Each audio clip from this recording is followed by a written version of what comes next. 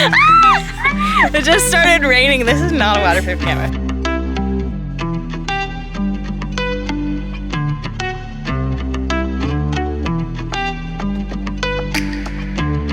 And then we started the race, and within like 8 steps, he was just like, "Eat my dust. I'll see you at the end."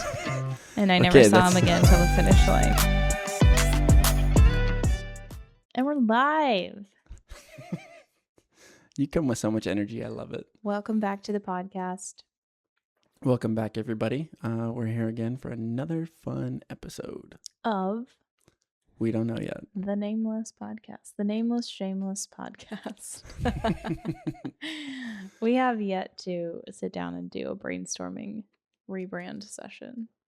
Well, we're trying, but it kind of takes some time. We're just winging it one day at a time. This is like a representation of life. Yeah. How often do you wake up and know exactly what you're doing all day? Well, you might have a plan But or then, a schedule, but what's actually going to happen is different. very much so. No, I think it's just life. Like not everybody, but people think that other people have figured out. It's like when you're a kid and you think that adults know like how to do life and what's going on, and then you become an adult or a parent and you're like, "Oh," or you get a job and you're like, "Nobody knows what they're doing. Everybody's making it up." Oh, yeah. I used to think that like people who ran businesses and stuff like had this whole infrastructure and everything was exactly, a certain way. And there were all these policies and all these rules. But now, like that I'm a grown up, it's like, dude, everybody's just making rules up. Literally, everybody's just making it up. And some people are better than others, and then other people are better at like figuring it out. But we're all just making it up. I remember one of my corporate America jobs, talking to one of my cousins about my job and what I was doing and how I felt like this job was maybe like out of my league or something. And he was like, "We all feel like that." He's like, "I show up to work every day thinking I'm going to get fired because I don't feel like I'm good enough at my job." Or not even good enough, just like that you should have that fancy of a job. Yeah. So it's all of us. Everybody's got imposter syndrome. Maybe not everybody, but a lot of people, yeah. Yeah. I mean, I do think that that's kind of a real thing because it took me a long time to figure out like, oh, like I'm a Marine. Like, what does that mean? I still like even to this day, like I kind of still feel like a 17-year-old, but I'm not. Oh, no, we all are. My grandma, who when she was like in her 80s, told me, and I was maybe a teenager at the time, she told me that she felt like her mindset was that she was 17. And she was like in her 80s, and she'd be like, "Those old people." Like, "Grandma, you're an old person." But she's like, "No," because I'm a kid at the time or a teenager. And she's like, "No, you like your body ages, but your mind, obviously you mature and stuff, but you still think you're a certain age." Like when I talked to the neighbor who was like in 4th grade, in my head, we're like the same age. Yeah, that is weird. That's like a really weird thing. Like as a parent, you see other kids and you're like, "Oh, what's up? I'm a kid too." And then you realize like you're the adult. Yeah. I'm the one who's supposed to tell you not to run on the playground. Yeah, even like college aged people now, I'm like, "Oh, like I was just in college." And now when I was in college, looking at people who were in their 30s, like if they were at the same bar as me, I was like, "What are you doing? Get out of here. You're Yeah. so old." Yeah. Yeah, there used to be a guy that would go to the bar that we frequented when we would go dancing. And he was like 28 and I was like 22 at the time. And I was like, "What's your problem, dude? Like, don't you have a life? Like, do something." Yeah, when I was at the bar when I was like 21 or 22, there was a guy who was 26. And I remember being it was like where I went to college, it was a very tried and true college town. And so sometimes in their football games, older people would be at the bars, but most of the time it was just the college kids. And this guy was 26. And I remember I made him like get it out his identification and show me his date of birth on his ID because I was like, "If you're 26, what are you doing here?" You might be in the wrong place. And that's like, it's totally reasonable for a 26-year-old to be at a bar. Yeah. Yeah, what, 26-year-old people can't also go drink and dance?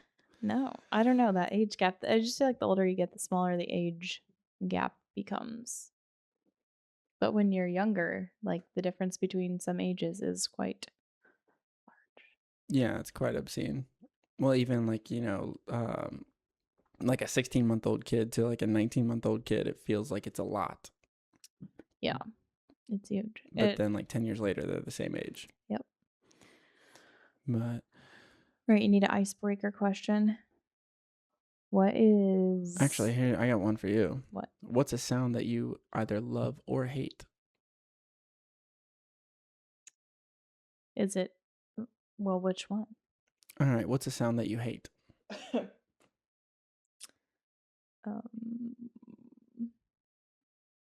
People chewing with their mouth open. Oh yeah, that does really bother you. Yeah, I think it's gross. Yeah, I agree. When people do it, especially you, I'm like, I'll wait. I know. No, that's chewing. I guess talking with your mouth full of food, but both. Like if you chew with your mouth open, but if you're talking with food in your mouth, so I guess those are two separate things that I both did like. You both dislike. I both don't like. Well, I mean, I struggle with that from time to time because I get so excited about ideas and conversations that I'm like, I can't wait to finish this bite. She's going to move on to a different topic before I get my thought out. I mean, I get it because I have the same, like, I'm not innocent in this regard. I have my moments where I want to say something when food is in my mouth, and sometimes I override. But so it is hard, but I try to remind myself that it's okay. You can just chew your food. We can all wait. And then you can tell us your thought rather than both. Because then I'm not really listening to what you're saying because I'm so distracted. Not you, like just the general you. Mm-hmm. That I can't listen to what you're saying because I just hear the food in your mouth. So what's the sound you hate? It's supposed to be positive. What's the sound you love? All right, what's a sound that I love? I love the sound of crashing waves first thing in the morning. Why does it have to be first thing in the morning? Well, it's... Do they sound different? It can.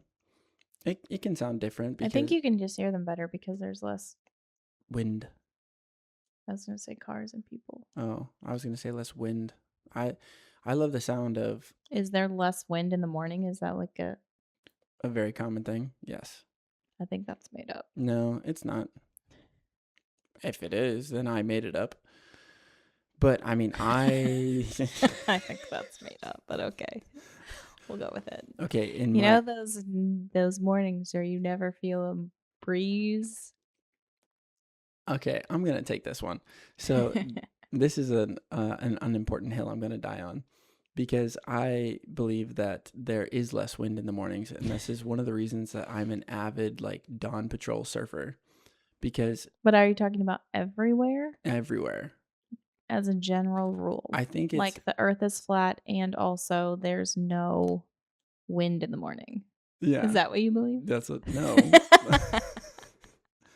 I mean, the earth might be flat. I don't know. I've never been around the whole thing. I'm just kidding. Yeah. No, I don't really think the earth is... I don't know. I haven't looked enough into that one. Right now I'm going with the earth is round, but I'm open to, to being convinced otherwise. But the point is, in my experience, every beach that I've gone to go surfing... Is this specifically at the beach? Where else do you Where get there's waves no at? wind? Where else do you get waves at? No, I'm just talking about I'm stuck on the wind. I'm focused specifically on wind at beaches. Okay.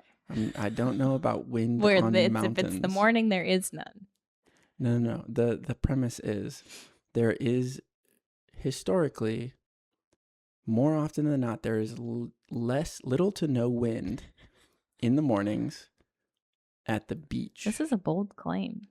I could be wrong. You better get your farmer's almanac out. Well, that's why I'm saying, in my opinion and in my experience, every time, well, not every time, but consistently, I feel like I'm just like digging a giant hole with this wind thing. But it's in the morning, so there is no wind to blow dirt back into your hole.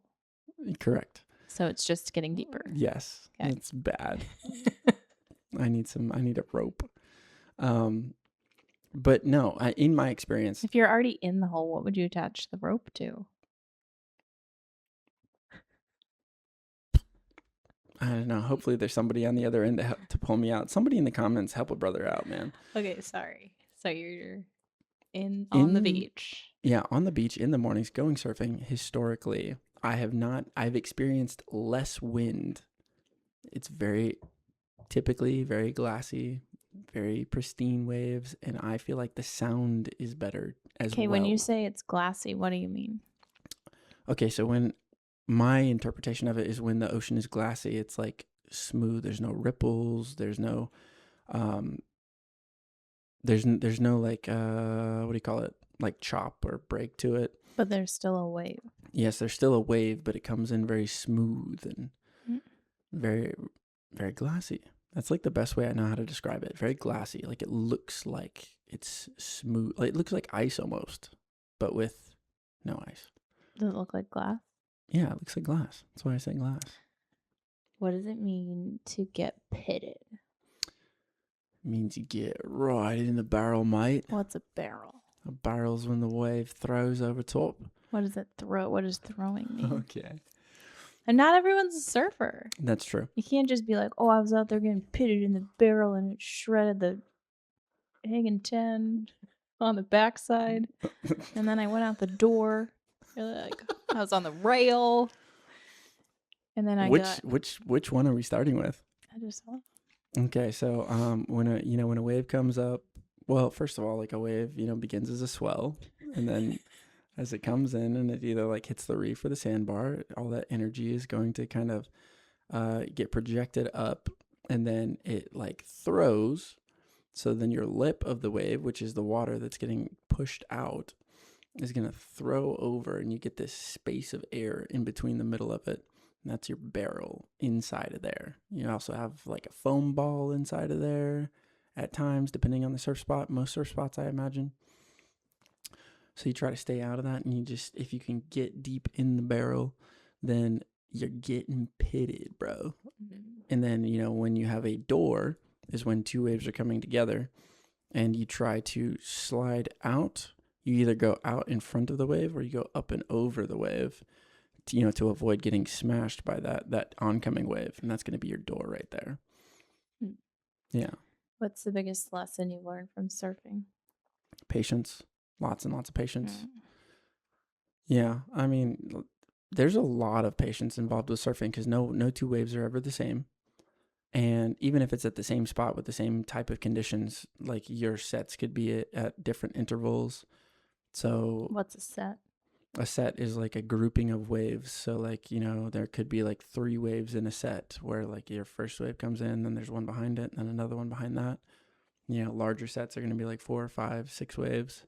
Just kind of depends. So for people who don't know, who might not live by the ocean, there are waves that roll in, and then there are sets. Well, like the waves come in sets. Yes. Because I feel like if you live in a landlocked state or not on the coast, it's just like, oh, there's waves. And you might not know that there's actually some semblance of rhythm to them. Yeah. So like when you're out surfing and you could just be like sitting on flat water basically for 20 minutes until a set rolls in. And then that's going to be like a series of waves that come.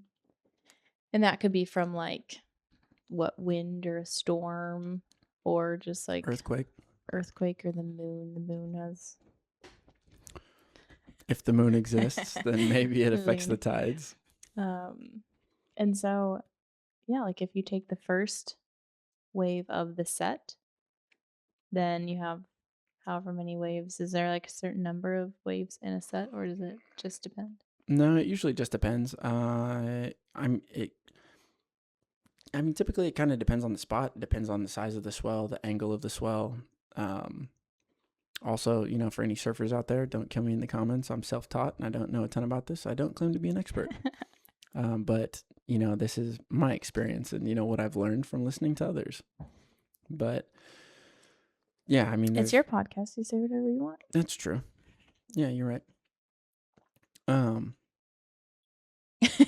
now I don't know what I want to And say. the swell's coming in. Well, I mean, as the swell's coming in, there can be, any plethora of amount of waves. It's like really hard to tell. And you're not really, especially for like larger wave surfing, where you can't like see over the other Mm. waves, you may not know if there's 3, 4, 5, 6 waves in a set. You're sitting on water level, so you can only see the wave that's right in front of you. Sometimes, if you're lucky, as you're, going up and over, a wave, like let's say you want to let this wave pass you by, you're not in the right spot to take it, and you're just going up and over, then maybe you get high enough to like see behind it, like, okay, maybe there's like, oh, there's 2 waves out there. So Or you have your surf dad on the beach who's like looking out with his binoculars on the waves and whistling out to you to tell you what waves are coming. that'd be impressive. That You've never is, seen that, like a dad or like a yeah, I have surf seen that. coach or something on the beach that's like shouting out what the waves are? Yeah, I have seen that, but I mean, that's not very helpful at a spot like Waimea Bay.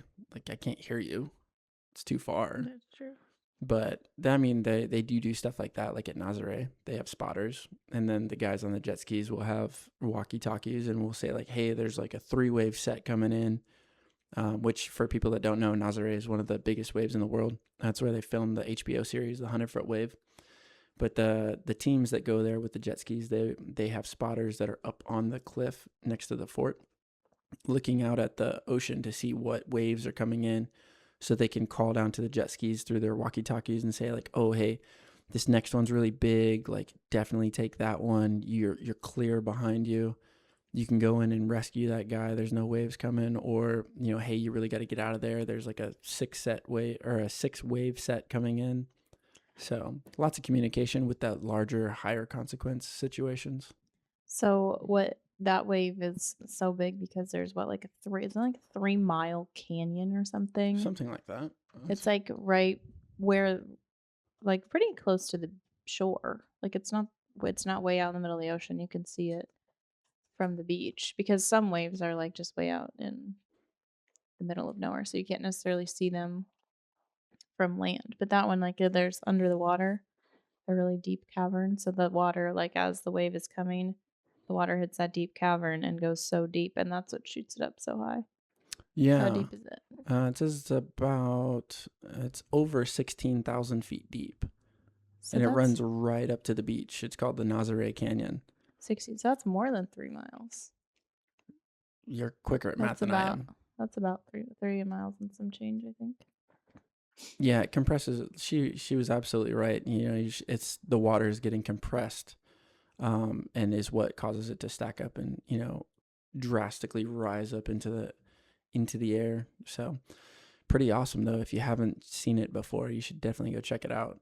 Those waves are intense, and it's been a wild season. And at the beginning of 2025, moving into 2026, they've had some really crazy waves over there.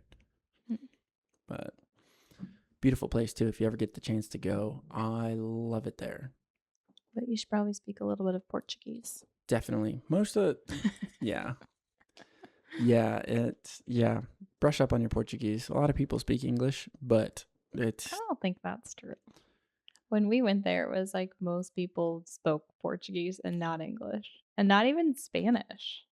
yeah, that's true. Like we both had a little bit of Portuguese under our belt, but you definitely more so.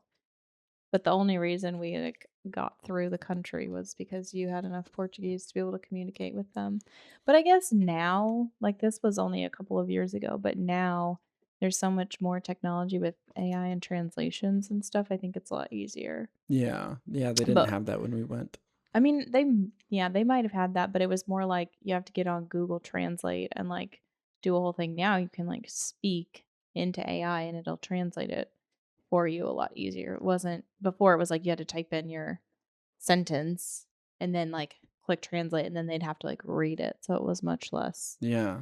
Trying to communicate with somebody in Portuguese in the middle of the night, figuring out where you're supposed to stay, that's very difficult when you don't speak Portuguese very well. Because then they start speaking back to you and you're like, "What'd you say, dude? I got like half of that." Yeah.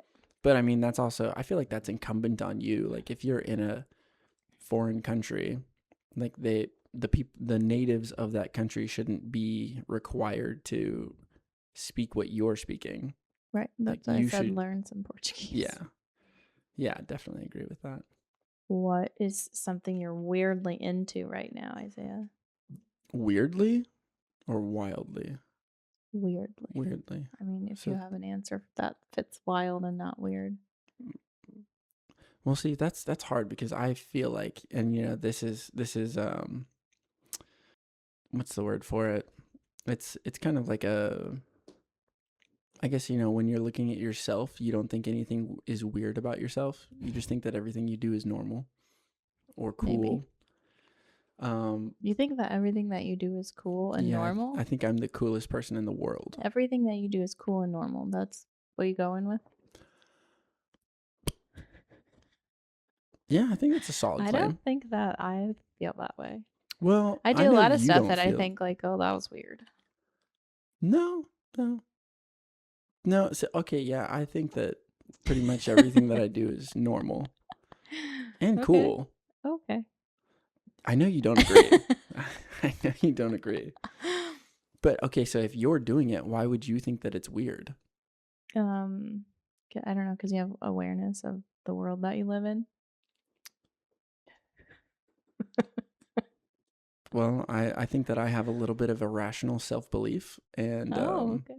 I I heard about this thing one time where there's like two types of people that like make it in the world, and like one of them Are you gonna quote Britney Spears? is it Britney Spears? Oh, the entertainers versus no. What I was gonna say was there's two types of people that make it, and it's people that who have like total self-awareness and are able to reflect on their flaws and their issues and make adjustments, and the other people that make it are the people that have absolutely no self-awareness and are just like irrationally or have irrational self-belief and think that everything that they do is the shit. So yeah, I mean, I always I'm sure that there are weird things about me. Um, but I don't view them as weird about myself. For instance, my coworkers think that I'm weird because I spend way too much time like reading books and learning new things and talking about politics. But like they think it's weird. Like, dude, you're weird. You go to the gym too much. Here you go. This is something that other people think I'm weird for. We started taking those Paul Saladino.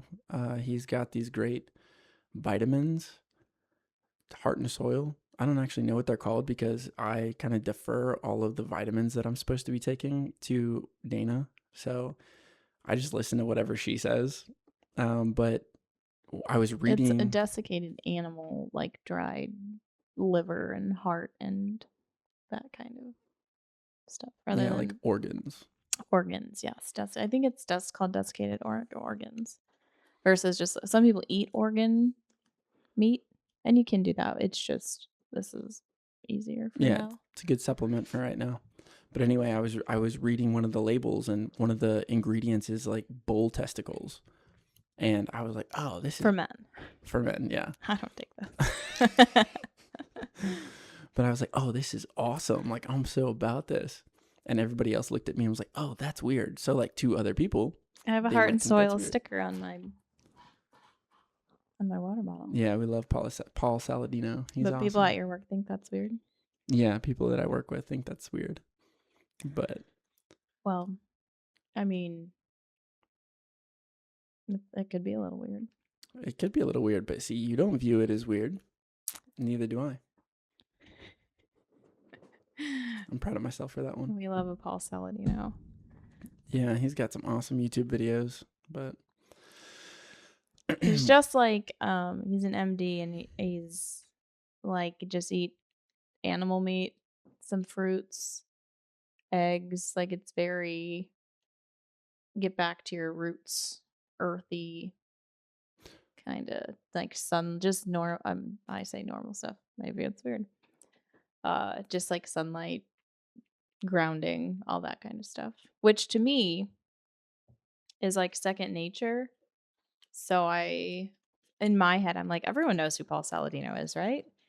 And I think a lot of people do, especially because he just like did the thing where he's getting pull-up bars in some airports. Yeah. That's a movement. He just basically said like, why aren't there pull-up bars in airports enough times? That then um, the Secretary of Transportation like found out who he was, and so now there are pull-up bars in I think just the Reagan Airport right now. They think they're doing more. There's a big grant, and they're using part of that to do this. But it's cool because I have been that person who's in an airport just like working out, walking up and down the stairs with my bag, or like doing lunges down a not super well traveled hallway, just that kind of stuff.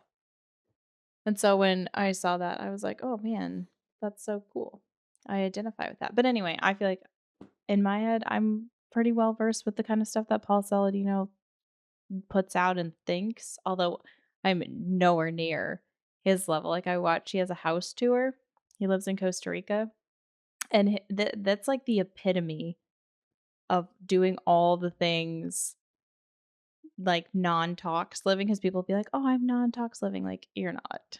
Not even a little bit. And like I like healthy stuff and healthy lifestyle and all that kind of stuff, but you watch this video and you're just like, "Oh my gosh, like we have Wi-Fi and we have 35 things connected to the Wi-Fi. EMFs are everywhere, and like all this like the food that we have in the pantry and the fridge, and like it's just next level."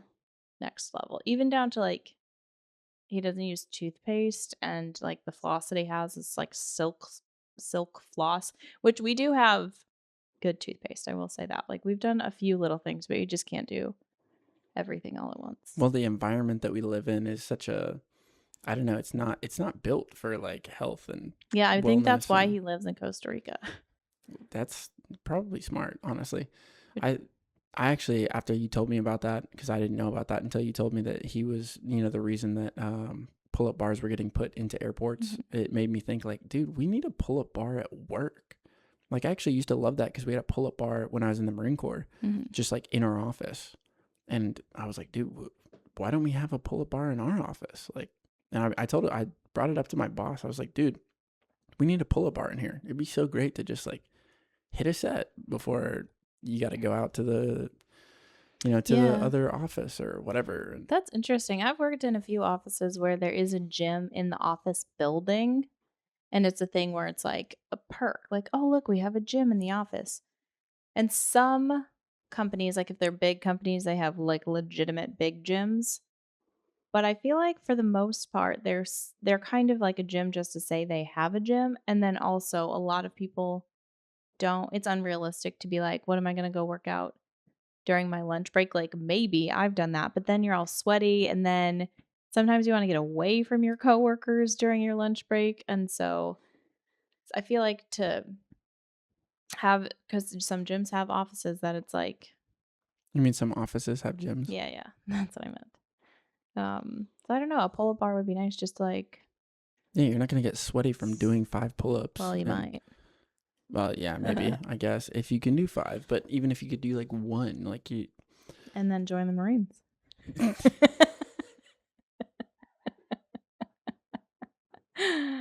What? Oh, let's take a quick break, and we're back. So we were just talking about pull-ups, and I I really want to be a part of a culture that prioritizes health. Like if anybody out there has ever seen those videos where like in the 1950s and the 1960s, like PE, like real PE was required in schools and stuff, and everybody looked healthy. Like everybody could do pull-ups, everybody could run a little bit. Probably not everybody. Well, maybe not everybody. Pull-ups are hard. Pull-ups are. Why? I don't know why this is so controversial. Pull-ups are not that hard. Pull-ups are hard. I once posted on my Instagram. Maybe I already told this story. No, you haven't. Oh, okay. This was like 2016 maybe, when I really just like started getting into the gym, I think. Maybe it was yeah, it was about that time, whatever. And I did I think I recorded myself, obviously, doing 4 pull-ups, and then I couldn't get 5. And my caption was like, tomorrow I'll get 5, or next time I'll get 5. I think it was tomorrow. I'll have to fact check it. And I was so proud of myself because actually pull-ups can be hard. I disagree, but I mean, I've been doing pull-ups for many, many, many years, so that's a little bit different, I guess. Yeah, I mean, I think pull-ups are obviously easier when with training if you Yeah. practice doing pull-ups. But I remember when my brother went, because my brother's a Marine, and he went away to the Marines, and I was like, next time I see him, like, I'm gonna be able to do so many pull-ups. Like, that was my thing that I was working on while he was like out actually being a Yeah. Marine. But before that, I couldn't do any pull-ups. But How many could you do the next time you saw him? I don't know, probably 4. I don't know. No. I could do some, but Do you, go ahead. do you think that you could do more pull-ups now? Well, if you had joined the Marine Corps, do you think that you could have done more pull-ups like at this point in life? Yeah. Okay. I was just curious.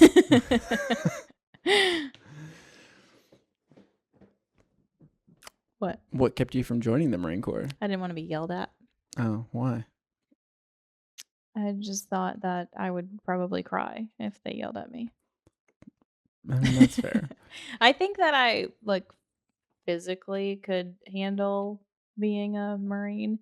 And actually when my brother was entering, he was like, they really want girls to join the Marines. Like you should join. And I was just like, there is actually a little bit of me that did consider it and think like, oh, that would be so cool, especially as something to do together, because my brother and I were really close. And so there's like a little bit of me that was like, maybe I should have done that. I think it's better that I didn't, Yeah.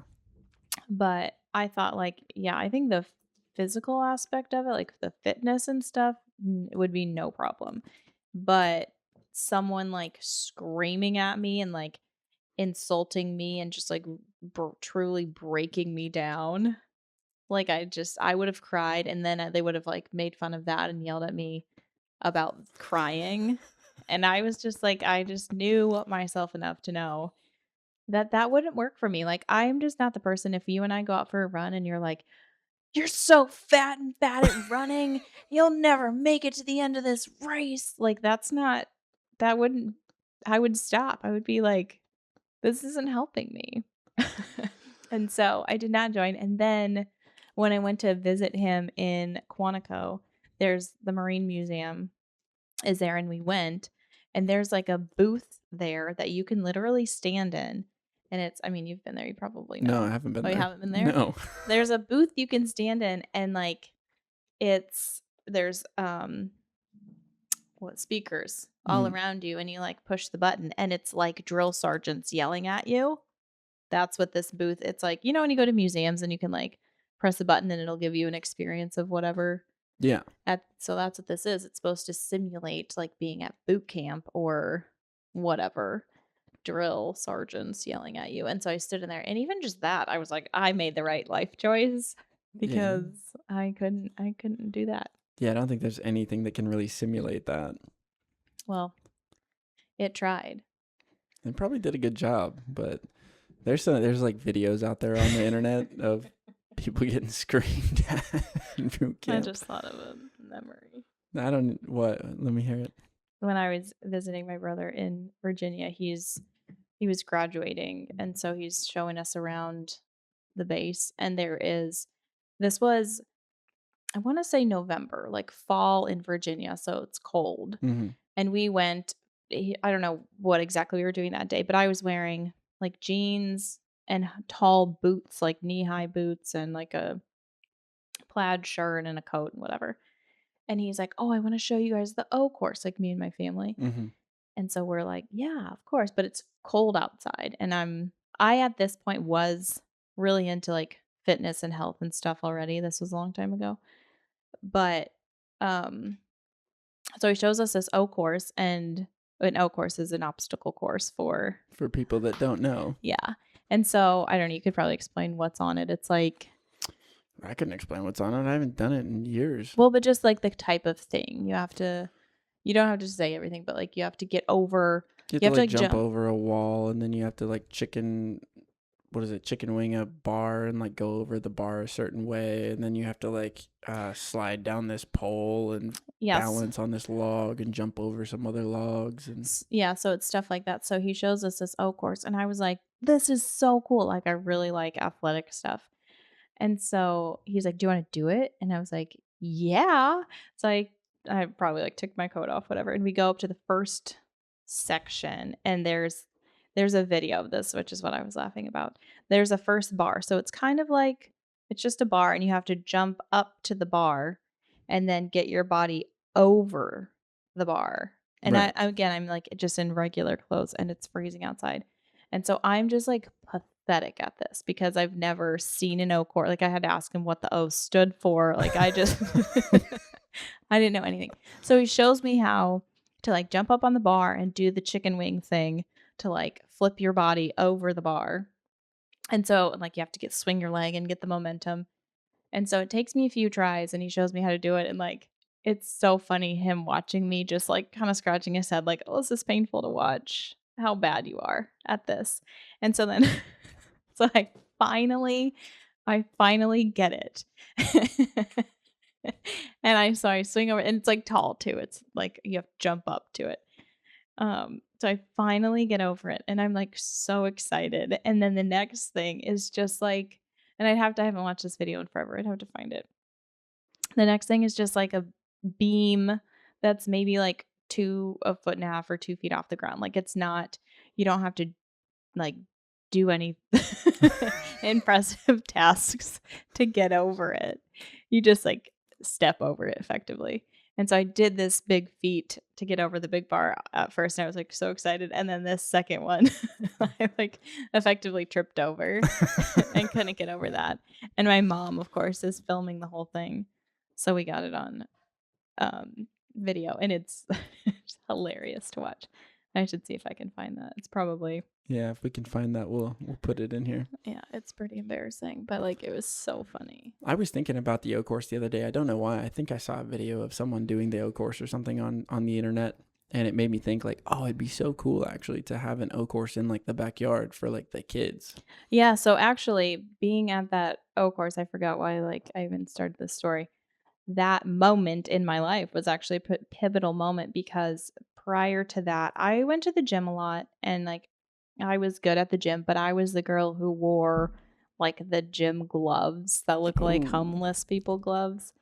And one of my friends actually, because okay, so I did it because I didn't want to have like rough, gross hands. And one of my really good friends would give me a hard time about this. And he'd be like, take those stupid gloves off. And I'd be like, I don't want to like, I want soft hands. I don't want gross, manly hands. And he was like, it's not functional. Like, you're not always going to have your gloves with you. So if you can only lift weights or like do a pull up or whatever with gloves protecting your little precious hands, he probably was nicer. Um, and so it wasn't until I did the O course that I was like, "Oh, those that gloves aren't helping me. those gloves aren't helping." But also, like that's a prime example of I've never been to this O course, and it like requires athleticism and fitness and stuff to do. And my goal from then on out was like I want to be able to just randomly show up to some like have this sort of thing happen in my life where it's just like, "Oh, do you want to randomly do this obstacle course?" And then to be able to actually do it. Right. So my training matches like functional real world stuff, not just like, oh, I can bench 225. yeah, like I can bench a lot, but then like that's not functional at all. Yeah, I mean, functional fitness is, I think, pretty important. It is awesome if you're like a strong man or whatever, and you can lift a bunch of weight or move a bunch of shit. But Yeah. like, how much is that going to benefit you if the house is burning down? Oh, I did find it. Oh, you did? Yeah. So you should Nice. watch it, and then we can like React to put it. it yeah, put it up. You might have to start it over. And I don't think there's any sound, but you can see if there is. No, there's no sound. Okay. It was probably my mom talking, so I took the audio out. Probably my mom being like, "You can do it, Dana."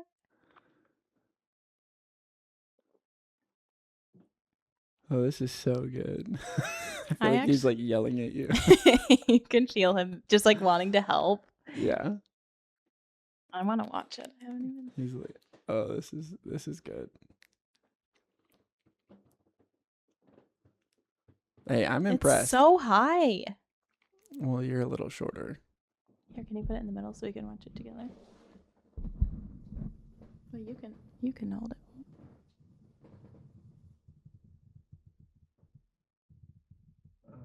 Did it cut off?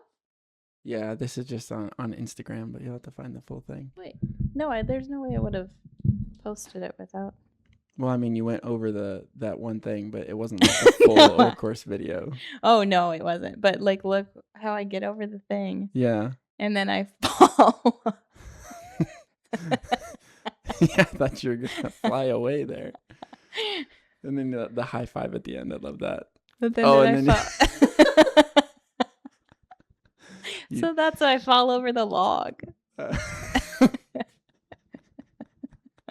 You were just too excited. You overshot the landing on the log. You gotta And I fall on the ground. Oh my Yeah, you gotta work on gosh. sticking the landing. I have a scarf on too. That's pretty impressive, actually. Yeah, my brother like shows me how to do the chicken wing thing. Yeah, I actually forgot about that.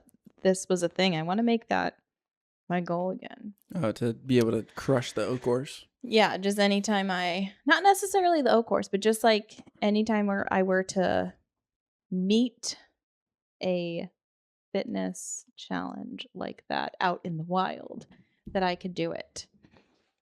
No, I think that's a good thing to strive for.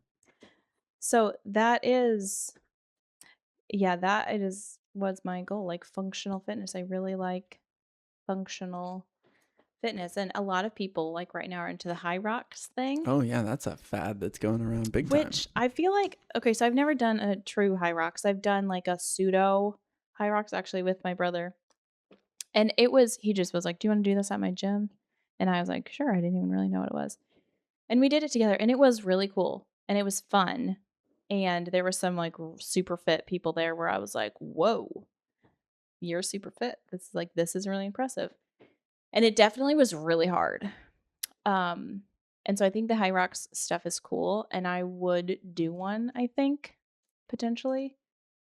But there's a few things about it that like kind of turned me off. And one is it just feels like you're really good at doing the gym. I don't know anything about High Rocks, so I can't really give an opinion.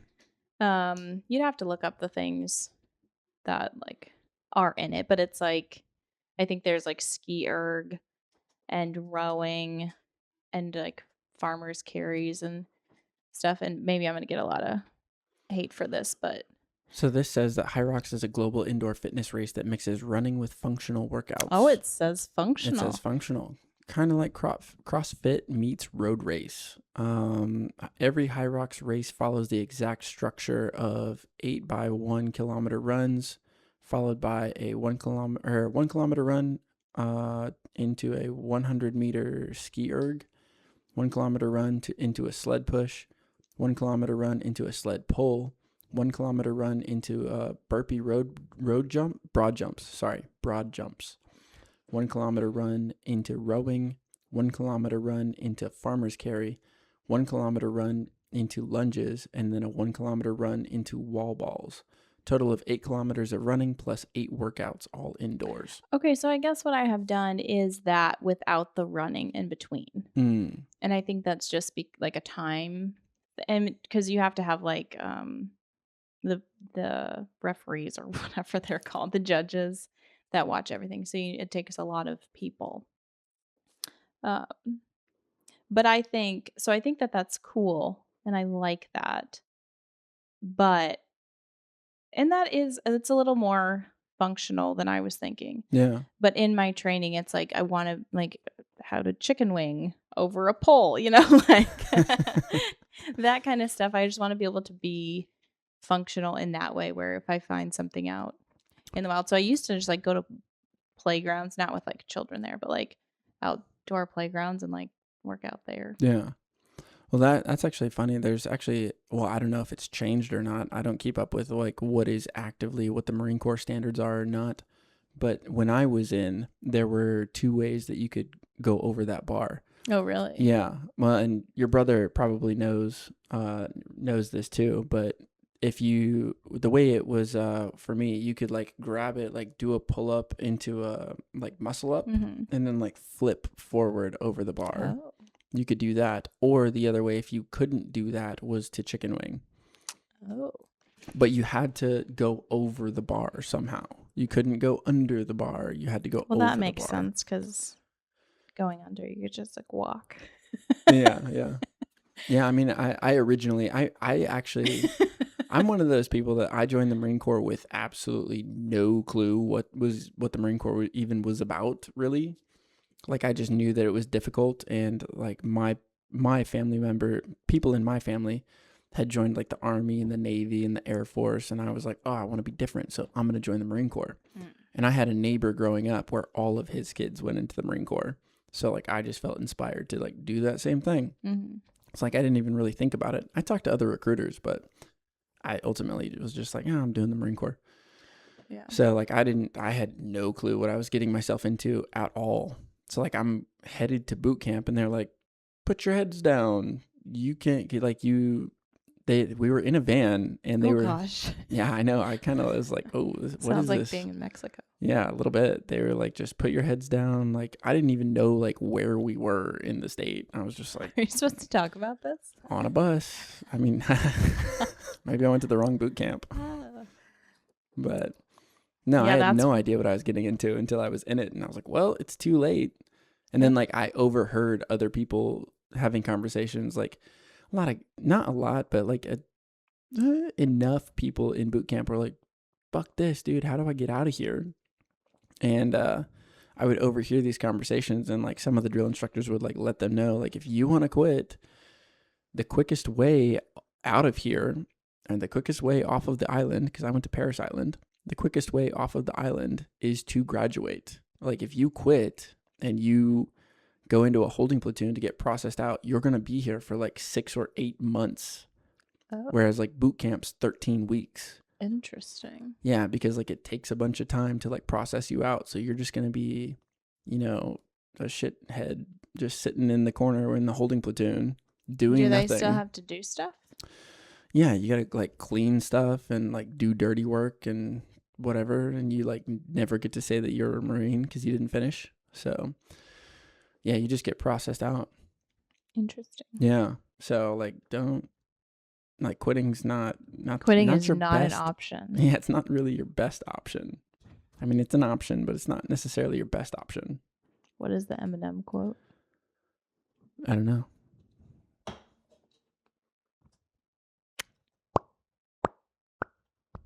Do you need to stop that camera? No, I restarted it. We're okay. Success is my only option. Failure is not. That one? Yeah. Yeah. Lose yourself. Yep. You just play that. Yep. Pretty much. I had a lot of fun in boot camp, though. I mean, after the initial getting fucked up. But I enjoyed it. I used to listen to that song at the gym. I'd put on my hat, which my hat means you can't see me at the gym. I put on my hat and then they had punching bags. Mm-hmm. And I would like just bare knuckle punch the bag. And like I'd end up with like bloody knuckles. Jeez. And then I'd like be at the nail salon. And my nail guy, his name was Kevin. He was the best. Oh no, Dana, what happened to your knuckles? Exactly. He literally, and I was like, oh, I was just like punching the bag at the gym. And he was really concerned. I was like, no, it's okay. And then I eventually did get boxing gloves, which was smart. But I felt kind of like less of a badass after you got gloves? After I got gloves. So you went from feeling like a badass with gloves to then losing the gloves to feel like a badass to getting gloves to feel like a badass. Yeah. Different kind of gloves, obviously. Something like that. Yeah. Yep. I still have them. That's impressive. I have always been impressed by your gym and like focus on health. it's definitely helped me a lot. Yeah, it's been interesting becoming a parent now and how all of that stuff shifts. Like all my workouts are at home now, which I do a program now that I actually really, really, really like. And I think it's foundational and more important than a lot of the stuff that I've done. But yeah, my workouts are just at home, which thankfully we have like a little room set up as a gym. For now, it's very rudimentary, but it's perfect. And but I'm used to like being able to go to the gym for as long as I want and like have my pre-workout and have my music and like run into my friends and stuff. And so it's just changed. It's not bad. It's just different. And I think adjusting to that has definitely been something I did not expect so much. I mean, just everything about becoming a parent has changed everything, but it does make me more efficient in my workouts. And then I just do things differently. Like I take a lot of walks, whereas before I had a baby, I maybe while I was pregnant, but otherwise I'm not a walker. Like I would go for a run or do something else, but very rarely did you catch me walking unless I was like trying to figure out a big life decision. Like, should I move 3,000 miles away to the middle of the ocean? What are you looking at? Oh, I feel really bad now Why? because I wasn't listening very well. Oh, what were you looking at? I was trying to create. We're gonna take a quick break, and we're back. I actually, that's one of the things that I sometimes have a problem with is paying attention and listening intentionally. And this is something that I'm going to work on very intentionally in 2026 is intentionally listening. Yeah, we need to talk about our 2026 goals. Yeah. What are your goals for 2026? I don't know. We got to talk about them. Yeah, we do. We're going to probably do that off air. That way we stay really focused. Anyway, I think we're going to wrap it up. Thank you guys for joining us again. We really appreciate everybody who comes on and listens. We'd love to hear your feedback. Let us know in the comments what you think. Thanks for listening. We'll see you next time. Bye.